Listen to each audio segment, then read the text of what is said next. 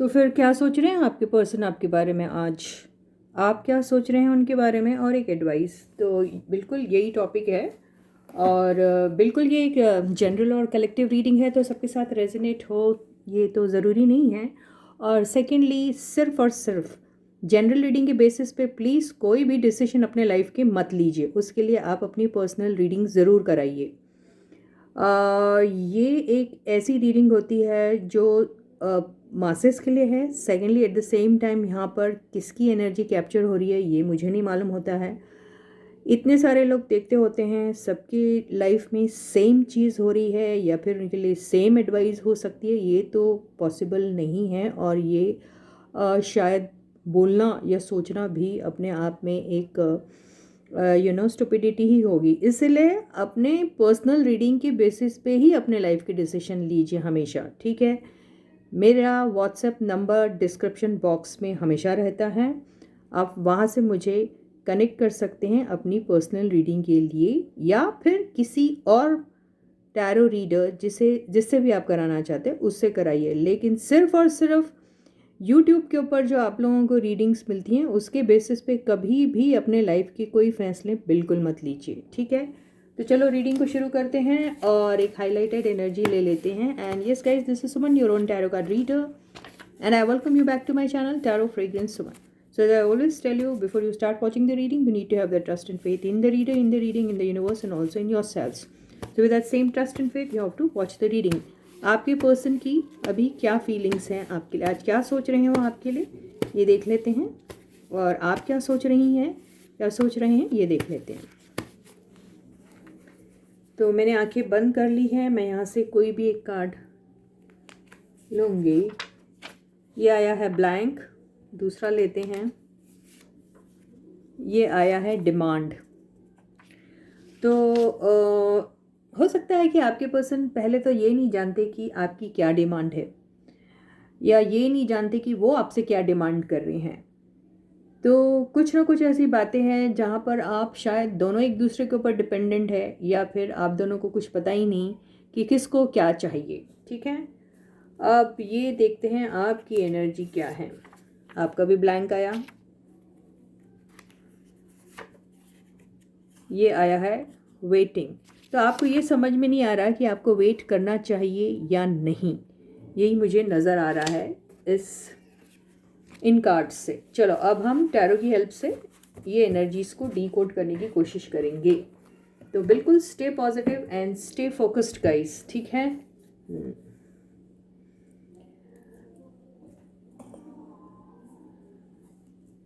तो मैं कार्ड्स को अच्छे से शफल कर लेती हूँ। तब तक आप लोग अपने पर्सन को याद कर सकते हैं, उनके बारे में सोच सकते हैं। जिसके लिए भी रीडिंग देख रहे हैं उनकी एनर्जी को कैप्चर करने की कोशिश कीजिए और इस रीडिंग को एंजॉय कीजिए, ठीक है।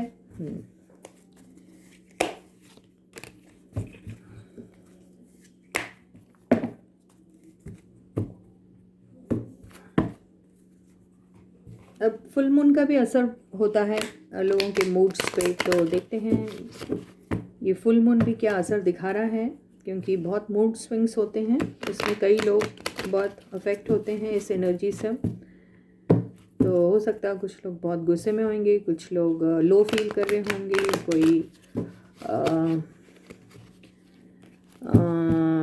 डाउट में चला जाता है, इसमें बहुत सारी चीज़ें होती हैं। तो चलो देखते हैं अभी क्या हो रहा है। तो आपके पर्सन अभी क्या सोच रहे हैं आपके बारे में, what are they thinking about you. ये आया है king of wands, ace of pentacles, 10 of wands. बहुत आ रहा ना ये, कल भी आया था। 8 ऑफ सॉर्ड्स,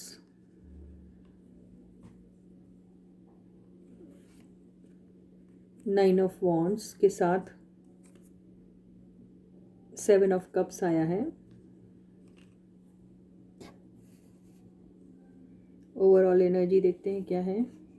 ये भी 2 आ गई है, hierophant and 5 of pentacles. Bottom की एनर्जी आई है पेज ऑफ कप्स।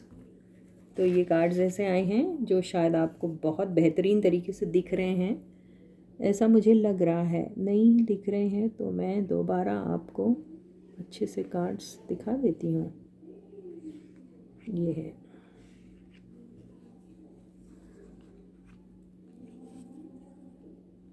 ठीक है गाइस, दिख रहे हैं। ये आया है बॉटम की एनर्जी।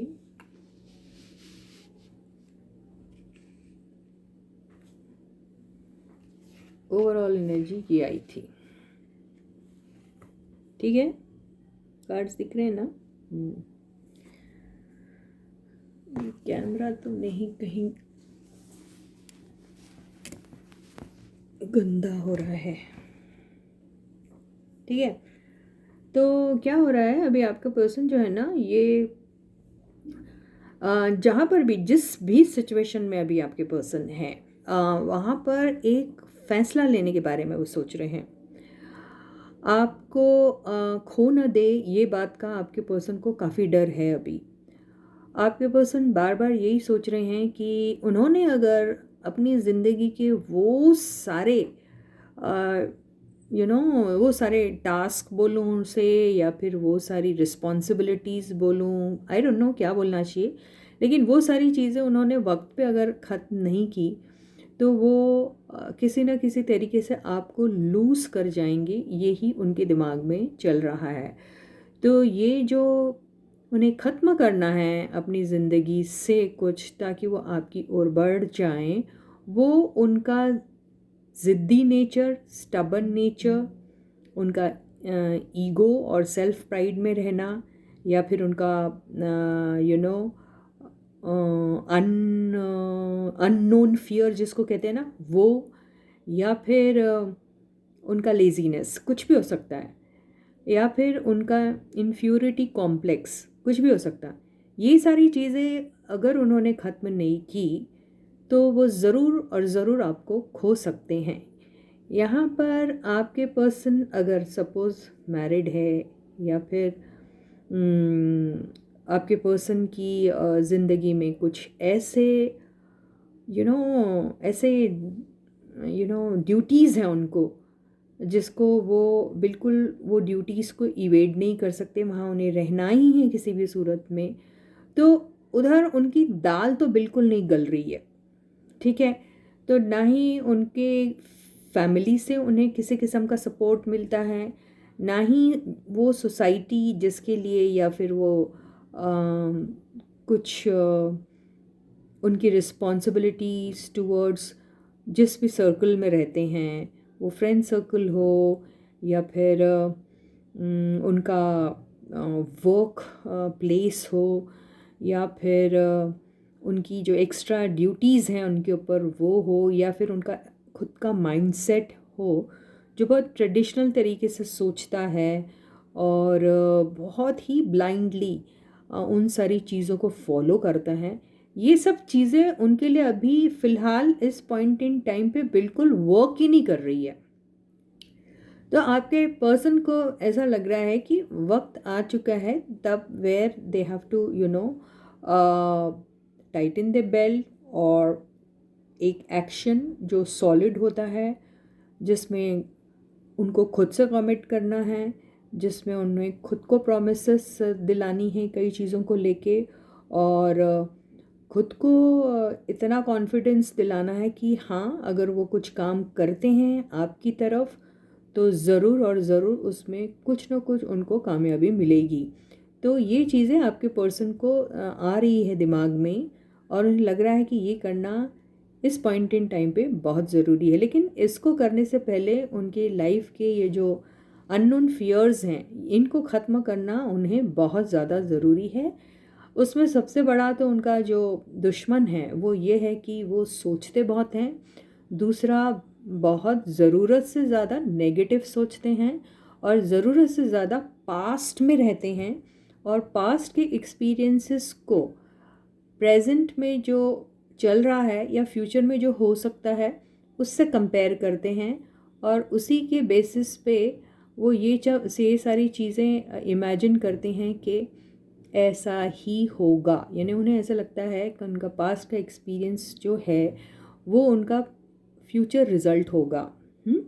तो आपके पर्सन इसी वजह से हमेशा एक अननोन फियर में रहते हैं और किसी भी तरह का आपकी तरफ जो एक मूव लेना चाहिए वो नहीं ले पा रहे हैं।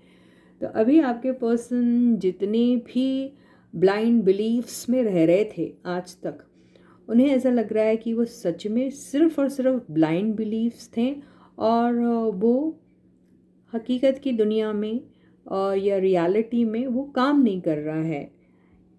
It is wrong to say that you should not be following traditional values या traditional things, ऐसा नहीं कह रही हूँ मैं, लेकिन उनके लिए ये सारी चीज़ें आपके सिलसिले में काम ही नहीं कर रही है। तो अभी आपके पर्सन जो हैं वो बहुत ज़्यादा ड्यूटी बाउंड टाइप के हमेशा रहा करते हैं और हमेशा से उन्होंने यही सोचा कि उनको ड्यूटी बाउंड रहना ही उनकी किस्मत में है या फिर उन्हें वो ही करना चाहिए। तो उन्हें ऐसा लग रहा है ऐसा करने से उन्हें आखिर क्या मिल रहा है। तो इसलिए आपके पर्सन एक बोल्ड स्टेप उठाना चाह रहे हैं लेकिन उठा नहीं पा रहे हैं, यही दिख रहा है मुझे। तो यस, एक छोटी सी कोशिश आपकी तरफ करना चाहते हैं। वो करेंगे या नहीं करेंगे ये तो आगे आपको फ्यूचर में पता चलेगा, लेकिन यही एनर्जी उनकी अभी चल रही है। ठीक है। ये देखिए हेल्थ का कार्ड, ये भी होता है, ये भी होता है, ये भी होता है। अगर यहाँ पे हेल्थ से रिलेटेड किसी को प्रॉब्लम है तो उसके बारे में भी कुछ हो सकता है कि ये कार्ड जो है ये बहुत सारे डिफरेंट प्रोफेशंस को भी डिपिक्ट करता है। तो यहाँ पर अगर ऐसा कुछ होगा तो यहाँ पर ये ज़रूर आपके पर्सन चाहते हैं कि ये सारा जो प्रॉब्लम चल रहा है उनके लाइफ में वो जल्दी से जल्दी ख़त्म हो जाए और उस प्रॉब्लम में जो भी हो रहा है इन्वेस्टमेंट उसके बारे में भी थोड़े चिंतित दिख रहे हैं आपके पर्सन मुझे। तो यही दिख रही है आपकी पर्सन की एनर्जी मुझे। तो ये तो हो गई आपके पर्सन का किस किस्म का सोचना है आपके बारे में या फिर किस दौर से गुज़र रहे हैं वो, या फिर खुद के बारे में सोच रहे हैं, ये भी कह सकते हैं। ठीक है, अब आपकी एनर्जी क्या है ये देख लेते हैं। आप क्या सोच रहे हैं अपने पर्सन के बारे में या आपकी फीलिंग्स क्या हैं आपके पर्सन के लिए, ये भी देख सकते हैं। तो ये फर्स्ट कार्ड आया है एस ऑफ कप्स, बहुत आ रहा है, कल भी आया था। एनर्जीज वाइस वर्सा हो सकती है। जो आप सोच रहे हैं वो शायद आपके पर्सन का होगा रीडिंग, और जो आपके पर्सन का रीडिंग था वो आपका हो सकता है, ऐसी बात हो सकती है। ठीक है, मैं जेंडर के मामले में बहुत गड़बड़ कर रही हूँ, प्लीज़ माफ़ कर देना। सेकंड कार्ड है queen of swords, queen of cups ये कैसी कॉन्ट्रास्ट एनर्जी आ रही है। ये डेथ कार्ड क्यों उछल के आया है तो मुझे नहीं मालूम, ले लेते हैं ऐसे भी। Two of wands, eight of pentacles भी बहुत आ रहा है, सिक्स ऑफ कप्स। तो ये कार्ड्स मैं फिर से जमा देती हूँ, अच्छे से रख लेती हूँ। ये ऐसे आए हैं। ठीक है गाइस,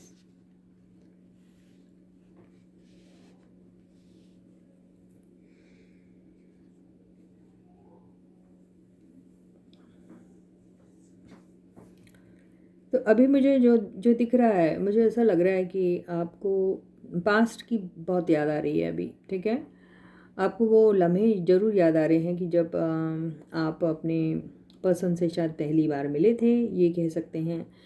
या फिर आपको ऐसा लगता है कि आपने अपनी पर्सन को, अपने पार्टनर को पाने के लिए बहुत मेहनत की है। आपने बहुत सारा अपना टाइम इन्वेस्ट किया है। आप उनके इंतज़ार में बहुत रहे हैं। आप कई बार उनके साथ स्ट्रिक्ट रहे, कई बार आप उनके साथ एक्स्ट्रा पोलाइट रहे, कई बार आपने बहुत डिमांड की उनसे चीज़ें, कई बार आप उनके सामने अपने आप को सरेंडर ही कर दिया आपने, कई बार आप बहुत बढ़ चढ़ के बोले उनके सामने, और कई बार आपने अपने ट्रू इमोशंस को छुपाया भी। तो आपकी ये जो फ्लक्चुएट हो रही थी एनर्जीज़, इससे आपको ऐसा लग रहा था कि वो आपको बहुत ड्रेन कर रही है, ये कह सकते हैं, इसलिए डेथ का कार्ड आया है। तो आप ये दोनों एनर्जीज़ में जैसे स्विंग कर रहे थे, कभी इधर कभी उधर, तो आप चूज़ करने में मुश्किल हो रही थी कि आपको अपने पर्सन के साथ स्ट्रिक्ट रहना चाहिए या फिर आपको अपने पर्सन के साथ लविंग, केयरिंग एंड पोलाइट रहना चाहिए।